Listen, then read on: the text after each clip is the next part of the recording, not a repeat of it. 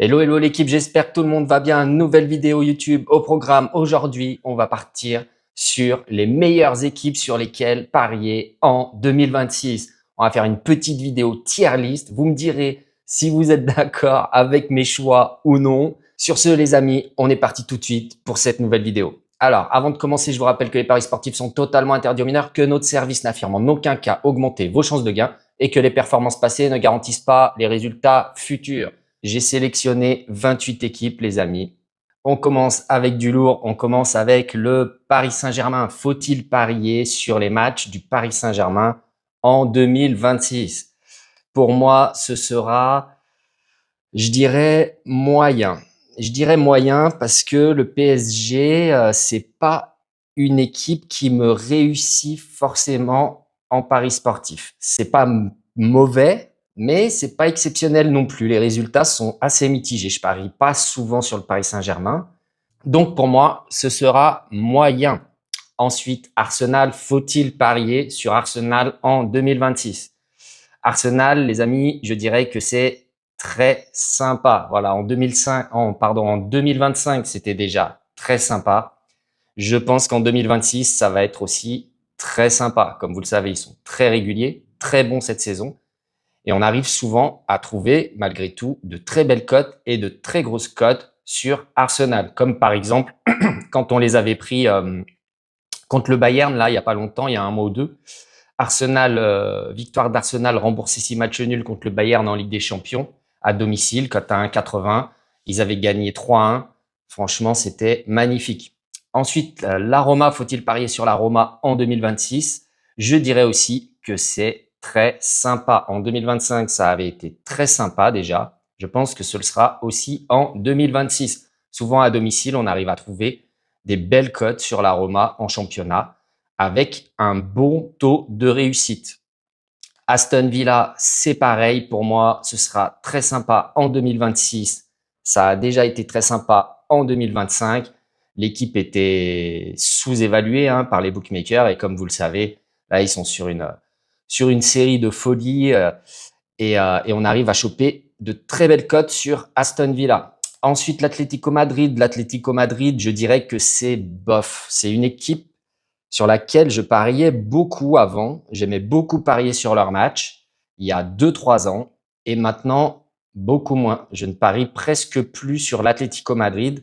C'est comme ça, les amis, il y a des cycles en fait sur les équipes. C'est comme pour les championnats, il y a des cycles où tu vas repérer des équipes où tu vas être performant pendant 6 mois, 1 an dessus. Donc, tu vas insister dessus. Puis, il y a un moment, tu vas te rendre compte que tu es moins performant, que c'est plus comme avant, qu'ils ont changé de système de jeu ou autre, etc. Ça peut être diverses raisons. Et du coup, tu vas commencer à de moins en moins parier dessus, de plus en plus les mettre de côté pour aller mettre ton focus sur d'autres équipes ou d'autres championnats qui te réussissent plus. Donc, c'est par cycle. Et l'Atlético Madrid, c'est une équipe, il y a 2, 3, 4 ans, que j'aimais beaucoup. J'aimais beaucoup pour parier et maintenant, j'y touche presque plus. Ensuite, Barcelone. Barcelone, je dirais que c'est le feu. Beaucoup misé sur leur match en 2025. Et en 2026, je pense que ce sera pareil.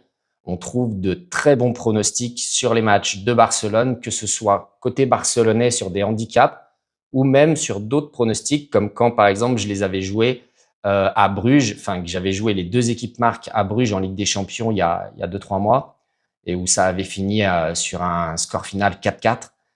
Et donc, on arrive à trouver encore des belles values côté Barcelone, mais aussi contre Barcelone, ou en tout cas sur l'équipe qui joue contre Barcelone, marque un but dans le match, etc. Ensuite, le Bayern, je dirais que c'est bof, parce que je parie jamais dessus. En Ligue des Champions, pourquoi pas, de temps en temps, mais sinon, en championnat, j'y touche plus. Il y a quelques années, la Bundesliga, c'était un de mes championnats favoris. Maintenant, je suis plus du tout ce championnat, je ne mise plus dessus. Donc, pour cette raison, je les mettrais dans bof. Ensuite, le Betis, je les mettrais dans bof aussi. Pareil, il y a quelques années, c'est une équipe que je suivais beaucoup. Je misais beaucoup sur leur match. Maintenant, plus du tout. Donc, pour moi, ce sera bof de parier sur les matchs du Betis en 2026. Chelsea, ce sera pareil. pour les mêmes raisons. Je suis pas trop cette équipe. Le Borussia Dortmund, je dirais que c'est moyen. Je les mettrais un peu au-dessus du Bayern parce que en 2025, là, en Ligue des Champions, ces derniers mois, on a rentré des belles cotes sur le Borussia Dortmund, comme quand ils ont reçu Bilbao en Ligue des Champions. On avait joué le Borussia gagne par minimum 2 buts d'écart, cote à 3,50 quasiment. Elle était énorme et ils avaient gagné 3-1. Donc, ils ont été très performants en Ligue des Champions à domicile avec de très belles cotes. Donc, pourquoi pas la même en 2026? Moyen. Le Napoli, je dirais que c'est moyen aussi. Je parie pas trop sur le Napoli. Ensuite, l'Inter Milan, par contre, je les mettrais tout en haut. Le feu. Alors, l'Inter Milan, voilà, 2025, ils ont été très, très réguliers. Que ce soit contre les petits clubs en championnat, contre les gros clubs en championnat, en Ligue des Champions. Et pour l'Inter Milan, ce serait plutôt par rapport à cette régularité que je les mettrais en haut sur le feu. Parce que du coup, ils se plantent très rarement, ils sont très très solides. Et on arrive parfois à trouver de belles cotes sur leur match. Ensuite, la Juve, je les mettrais. La Juve, poubelle, les amis, de la merde. Vous me direz en commentaire ce que vous en pensez, si vous êtes d'accord avec moi ou pas. Vous avez le droit de m'insulter, les amis. Mettez-moi en commentaire si vous êtes d'accord avec moi sur tous les clubs que vous voulez. Vous pouvez me dire les choses franchement, il n'y a pas de souci. Moi, je les mettrai ici parce qu'ils sont trop irréguliers et du coup, je ne parie plus du tout sur leur match. Ensuite, Lens, je les mettrai ici. Le feu, parce qu'en 2025, c'était le feu déjà. Ils ont été incroyables, comme vous le savez.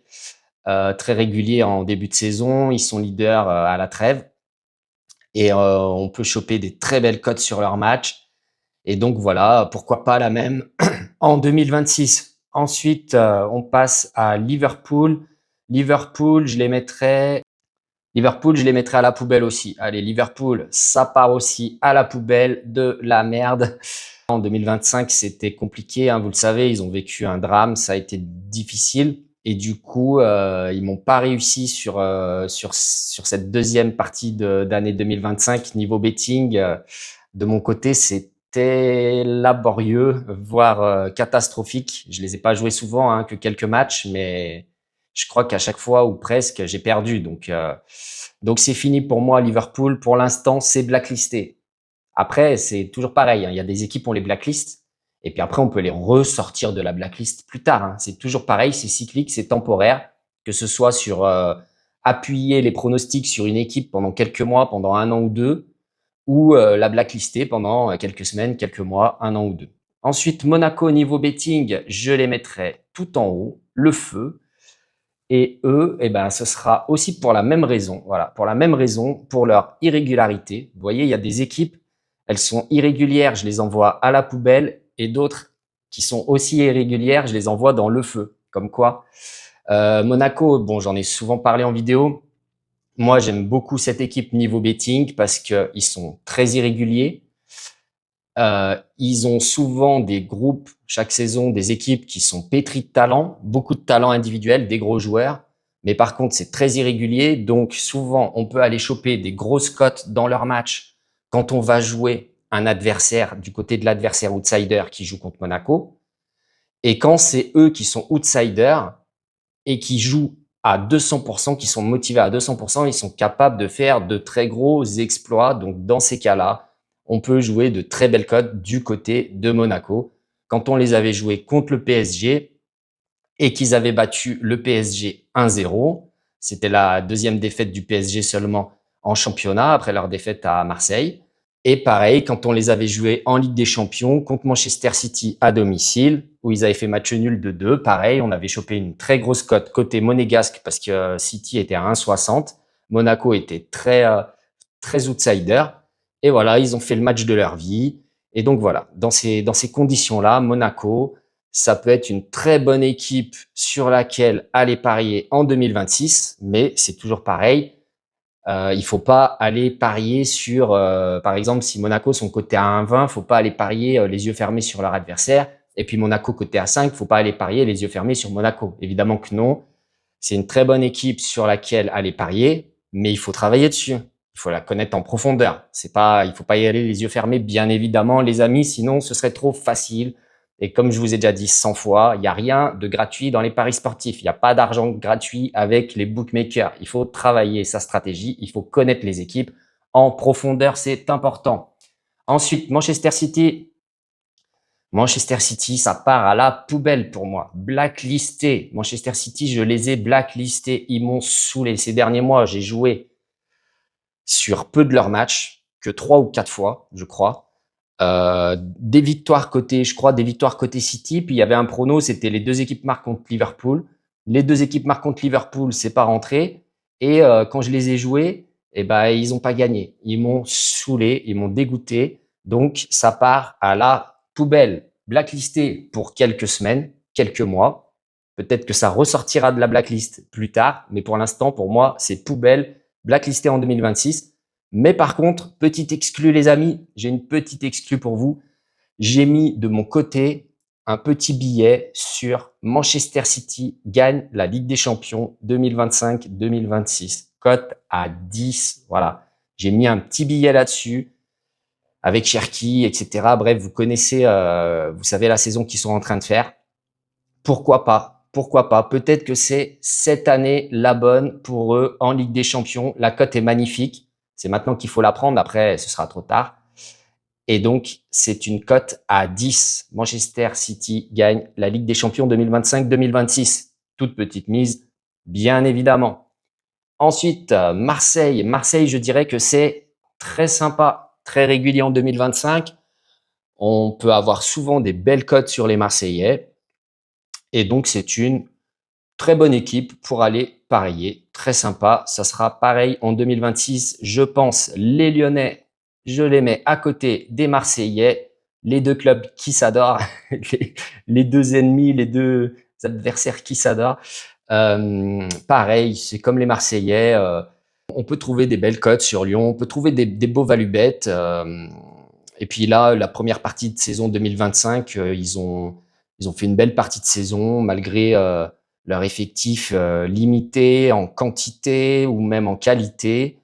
Et puis là, ils ont Hendrick qui arrive pour 6 mois. Donc voilà, pour moi, très sympa. Ensuite, nous avons Tottenham. Alors Tottenham, je les mettrais soit en très sympa, soit le feu. J'hésite. Allez, on va les mettre très sympa, mais Tottenham, c'est exactement la même logique que pour Monaco. C'est une équipe sur laquelle j'aime beaucoup miser, mais que quand ils sont outsiders. Voilà. Quand ils sont outsiders, c'est une équipe qui aime trop subir, qui sait subir pendant un match, qui sait laisser la possession à l'adversaire et qui est très forte en contre et qui sait du coup faire de gros exploits. D'ailleurs, cette année, en Première Ligue, c'est la deuxième meilleure équipe du championnat à l'extérieur, alors qu'au classement général, ils sont largués de ouf. Tottenham, c'est plutôt par rapport à ça. Il faut jamais les jouer, je pense, ou rarement quand ils sont favoris. Mais moi, j'aime bien les jouer sur des matchs où ils sont outsiders, comme à Crystal Palace. Là, il y a 2-3 semaines, on les a pris et ils ont gagné. Et ils étaient à 2,50 victoire de Tottenham, remboursé 6 matchs nuls. Voilà, c'était un très bon pronostic. Ensuite, les Lillois. Alors, les Lillois, je les mettrais soit moyen, soit très sympa. J'hésite, les amis. Vous les mettez où, les Lillois? Moyen, très sympa, poubelle. Allez, on va les mettre en moyen. Mais Lille, j'aime bien. Cette saison, je les ai beaucoup joués à domicile. J'ai gagné à chaque fois. Allez, je vais les mettre en très sympa, en fait. Je les ai beaucoup joués à domicile. J'ai gagné à chaque pronostic où je les ai joués à domicile avec des belles cotes à 1,60, 1,70, 1,80. La seule fois où je les ai pas joués à domicile et où j'avais joué Lyon contre les Lillois à domicile, c'est les Lyonnais avaient gagné, donc cote à 2,30. Lyon remboursé 6 matchs nuls à 2,30, donc c'était gagnant aussi.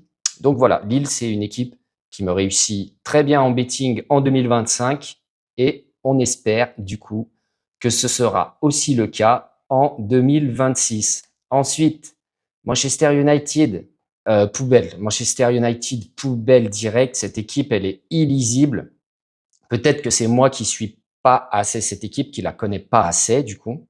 Mais voilà, à chaque fois que j'ai essayé de tenter de parier sur un de leurs matchs en 2025, je crois que je me suis planté à chaque fois. Et pourtant, j'ai tenté que 3, 4 fois. Hein. J'avais essayé d'être précis, hein. Mais non, de la merde. Donc ça part à la poubelle, c'est blacklisté. Je parie pas sur leur match, c'est fini. Ensuite, Milan. Milan, c'est soit moyen, soit très sympa. Ils font un très bon début de saison. Et je pense qu'en 2026, sur leur match, on va avoir encore de belles opportunités. Je les ai mis dans moyen, mais ils auraient pu aller ici dans très sympa. Ensuite, l'OGC Nice. Alors, l'OGC Nice, c'est le feu. Ça a été le feu en 2025, parce qu'ils ont été catastrophiques. Ça a été le feu en 2025 sur leur match d'Europa League, parce que voilà, comme vous le savez, ils font une série historique. Ils sont à 15, 16 ou je sais plus combien de défaites d'affilée en Coupe d'Europe. On devrait les bannir, les amis. On devrait lancer une pétition pour bannir Nice des Coupes d'Europe. Ils nous cassent les couilles chaque année à aller chercher une place européenne. Et chaque année, ils nous font honte en Europe. Ils jouent pas la compétition à fond, ils la balancent. Ils vont juste prendre le pognon du coup.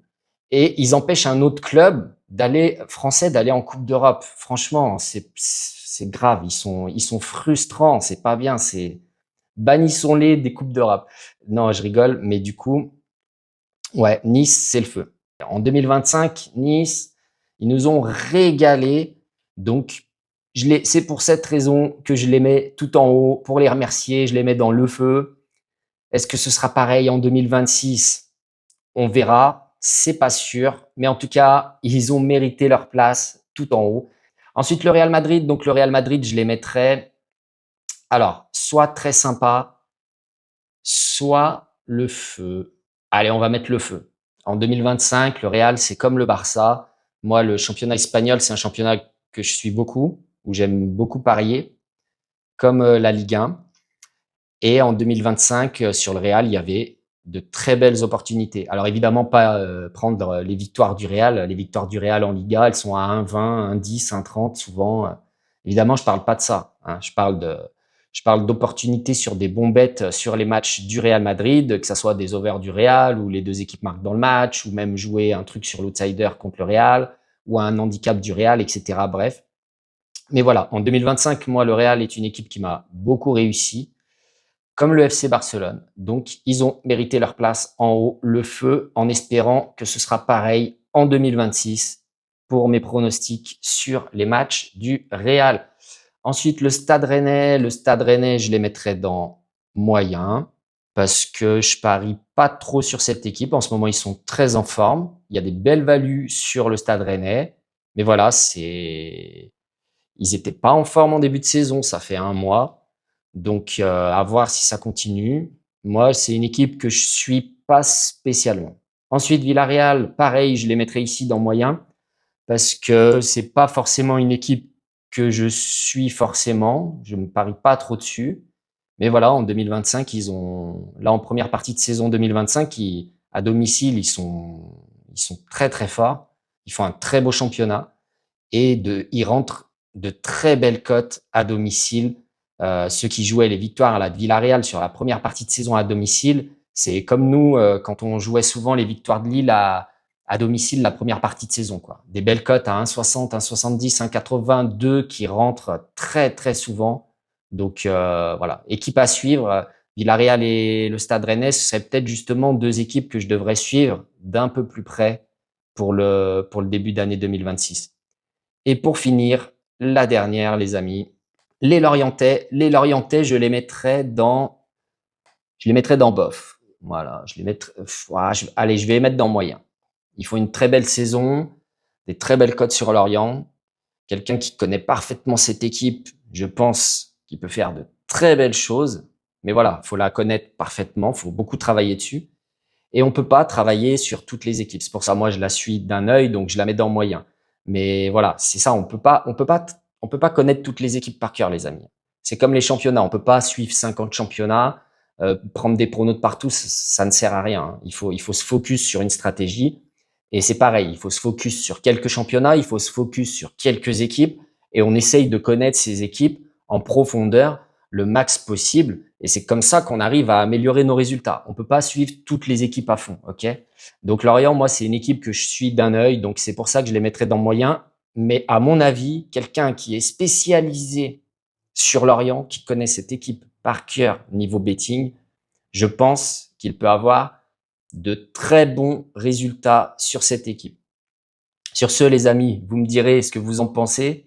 Est-ce que vous êtes d'accord avec mes choix ou non? Est-ce qu'il y a des équipes que j'ai mis à la poubelle ou dans bof qui pour vous sont des équipes banger qu'il faut absolument suivre et sur lesquelles il faut absolument parier sur les matchs, sur leurs matchs, parce que vous avez un très gros taux de réussite dessus? Dites-moi en commentaire ce que vous en pensez, l'équipe. Et n'oubliez pas, si vous voulez recevoir tous nos pronostics, ça se passe sur france-prono.com. Le code promo, c'est YTFP pour avoir le premier mois à 1 euro. Je vous montre, vous allez sur france-prono.com, onglet pronostic. Vous cliquez sur s'abonner. Vous descendez jusqu'ici. Vous entrez le code promo YTFP. 4 lettres YTFP, soumettre, ça vous fait le premier mois à 1 euro et c'est sans engagement. Vous avez accès avec votre abonnement à tous nos pronostics, tous les sports, les pronostics pré-match, les pronostics match, tout dans un seul abonnement et c'est sans engagement. Sur ce, les amis, je vous dis à bientôt pour une prochaine vidéo. Ciao!